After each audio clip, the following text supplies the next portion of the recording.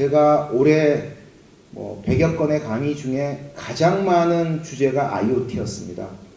저도 놀라울 지경이었고요. 특히 그 발주처가 대부분 보면은 non IT 기업들이 아주 많았다는 것입니다. 제가 소개하는 미국의 떠오르는 비즈니스 모델에서도 O2O를 포함하면 IoT 기업들이 워낙 많고요. 그만큼 IoT는 내년에 핫 이슈가 될 것 같습니다. 미국에 제가 보는 주요 자료 중에 CB 인사이트라는 벤처 캐피탈 관련된 정보 사이트가 있는데 여러분들 참고를 하시면 참 좋을 것 같습니다. 여기서 IoT 관련된 2009년 이후에 벤처 캐피탈 투자 모델을 이 표 잘 안 보이실 건데요. 구글링 하시면 다 나오니까 참고를 하시고요. 이 표에서 나오는 벤처 캐피탈이 투자한 모델, M&A 모델이 약 141개입니다. 근데 이 중에 Y 컴비네이터 같은 엔젤 기업들과 그리고 킥스타터와 인디고고 같은 크라우드 펀딩 업체들의 얘기들은 상세하게 안 나와 있기 때문에 거의 지난 4년여간 한 200군데 정도의 벤처 캐피탈이 투자를 하거나 IoT 기업에 투자를 하거나 인수합병을 했다고 보시면 됩니다. 그만큼 대단한 것이죠. 근데 그 기업들 중에 상당수가 홈, 헬스케어, 웨어러블 디바이스 이런 쪽입니다. 오늘 그런 사례를 한 10가지 소개시켜 드릴 건데요. 어디어테크라는 곳은 커넥티드 약병입니다. 미국 같은 경우 약병에 약을 제대로 안 먹어서 1년에 추가되는 의료 비용이 약 1000억 달러라고 합니다. 약을 제대로 안 먹기 때문에. 그래서 이 병은 약을 먹으면 통과되고 안 먹으면은 주인님의 스마트폰으로 전화가 가거나 얼러트가 가는 거죠. 어떻게? 주인님 약 드실 시간입니다. 이런 것들이 가는 거죠. 그래서 미국 같은 경우는 이런 유사한 스타트업이 지금 상당히 많고요. 그래서 대부분 빅데이터 스타트업 사례에도 이런 기업들이 많이 소개가 됩니다. 왜냐하면 약을 어떻게 섭취하는지에 대한 정보를 백엔드에서 다 분석을 해야 되기 때문에. 그 다음에 214 테크놀로지스라는 회사의 제품명은 CHUI, CHUI, CHUI라는 초인종인데요. 소위 인텔리전트 초인종입니다. 그래서 미국은 초인종, 현관의 개폐기 관련된 스타트업들은 무조건 크라우드 펀딩하면 100% 투자를 다 받고 벤처 캐피탈이 다 돈을 꽂아 넣을 정도로 지금 글로벌하게 핫 이슈입니다. 얘네 같은 경우는 독특하게 페이셜 레코그니션, 얼굴 인식이 가능한, 특히나 얘네 기술이 소프트웨어가 장점은 일란성 쌍둥이도 인식을 해준답니다. 우리 생각에는 우리가 얼굴로 봐도 잘 모르잖아요. 근데 인식을 해서 문을 열어주고 원격지에서 내 회의실이 잠겨있는데 손님이 오면은 통화를 하면서 문을 열어줄 수도 있고요. 그 다음에 이제 인라이티드라는 회사인데 얘네 같은 경우 사무실의 전등을 관리하는 겁니다. 사실은 이 전등이 한 빌딩의 전체 비용 중에 전등에 의한 전력 소모량이 전체 비용이 한 30% 이상이 보통 나간다고 합니다. 그래서 얘네는 LED 전등이나 형광등에 센서를 다 달면 중앙 집중식으로 불빛 조정도 가능하고요. 그리고 온도 측정도 가능하고 이런 것이 가능하시죠. 미국 같은 경우 지금 링크트인, 그 유명한 SNS 업체 링크트인이 빌딩 전체가 요 인라이티드라는 센서가 부착되어 있고요. 그래서 많은 기업들이 전력 소모량을 줄이고 싶은데 사실은 방법이 없는 거죠. 이제 그런데 요 인라이티드 같은 솔루션을 쓰면은 요 그림에 보시는 아까 그 조그만 기기가 각 전등마다 센서가 달린다고 보면 됩니다. 원래 힙사일론이라는 회사로 국내에 좀 알려졌던 회사인데요. 최근에 이름을 센소리아라는 요 제품명으로 회사 이름으로 다시 바꿨습니다. 이건 뭐냐면 양말, 여성의 브레이지어, 티셔츠 같은 곳에 그 직물 자체에 센서가 달려 있습니다. 그래서 세탁을 해도 상관없고요.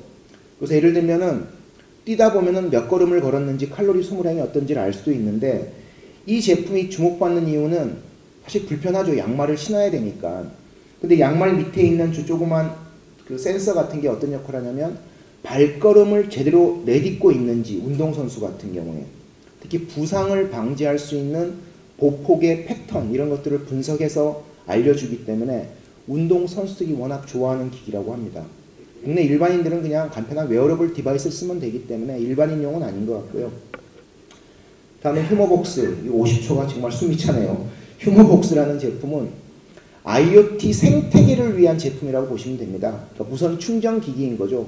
그래서 장표 가운데 있는 조그만 그 박스 같은 접시 같은 곳에 IoT 디바이스를 넣어두면은 이 기계가 IoT 디바이스의 충전기의 재질과 전력 소모량을 자동으로 측정해서 자동으로 전력을 쏴주고 그 전력을 자동으로 완충되면 끊고 하는 역할을 한다고 합니다. 그래서 작년에 설립됐지만 벌써 시드머니로 $500만 펀딩을 받을 정도로 상당히 그 인기를 지금 모으고 있는 그런 회사고요.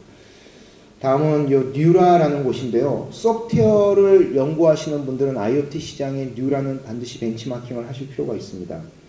얘네 같은 경우는 가트너가 주장하는 컨텍스트 어웨어, 상황 인식이 가능한 그런 기술을 가지고 있습니다. 예를 들면 이 소프트웨어 테크놀로지를 쓰면은 이 회의장에 사람이 많이 오지 않습니까? 그러면은 에어컨이나 이 히터가 자동으로 세게 돌아갑니다. 측정을 해가지고 그런 정도로 상황 인식에 맞게 사물을 제어할 수 있는 그런 컨트롤할 수 있는 기능들을 소프트웨어적으로 제공해주고 있는 그런 관리 플랫폼이라는 측면에서 인기를 많이 끌고 있는 제품이고요. 이런 유사한 솔루션들은 미국에 지금 부지기수로 많죠. 그래서 소프트웨어 기술을 연구하시는 분은 벤치마킹을 하실 필요가 있고요. 다 펍넙이라는 회사는 사물 인터넷을 위한 네트워크를 제공해주는 회사입니다. 그래서 예를 들면 내가 사물 인터넷 관련 디바이스를 만들어서 뭔가의 네트워크를 할 텐데 SK텔레콤이나 KT의 LTA 망을 세울 수도 있는 거죠. 혹은 걔네의 죽어가는 WCDMA 망을 세울 수도 있고 SKT 같은 경우는 2G CDMA 네트워크를 세울 수도 있습니다. 하지만 그런 통신사업자를 빌리지 않을 경우 이런 펍넙 같은 회사를 이용해서 예를 들면 우리 사물 인터넷을 위한 클로즈드 네트워크를 만들 수가 있는 것이죠. 얘네는 설립된 지 좀 됐습니다만은 작년에 상당히 대규모 투자 1,060만 달러 투자를 받았고요. 다음에 소개드릴 회사가 이 펍넙의 네트워크를 이용해서 이 리발브라는 회사인데요. 자신들의 사물 인터넷 서비스를 스마트 홈 제어 기능들을 구현하고 있습니다.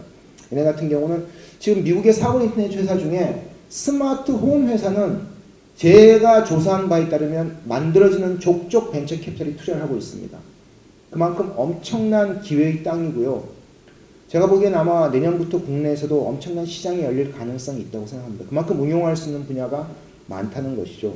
얘네는 최근에 그 구글이 인수한 네스트랩이 다시 이 회사를 인수를 했습니다. 그래서 앞으로 구글의 행보가 지켜봐지는 거죠. 구글이 네스트랩을 인수한 재밌는 얘기 중에 하나가 이런 얘기가 있습니다.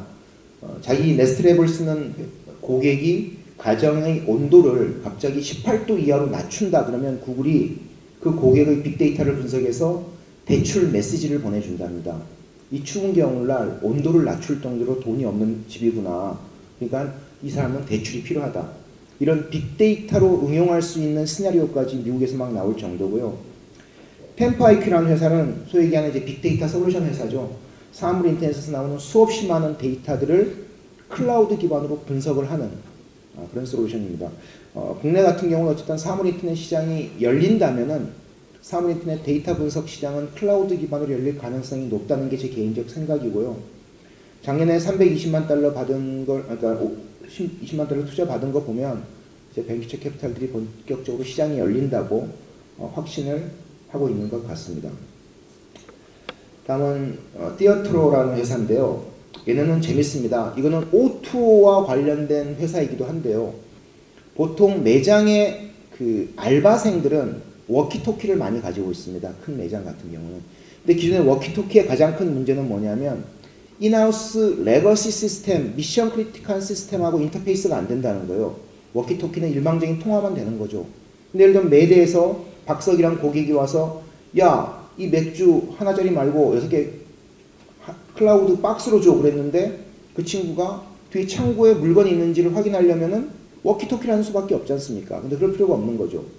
예를 들면 이 띠어트로라는 단말기를 쓰면은 음성인식으로 check, inventory, 클라우드 6개 박스 딱 하면은 자동으로 백엔드에 있는 클라우드 시스템에서 쿼리를 날려가지고 인벤토리에 시스템이 남아있는지를 보여준다고 합니다.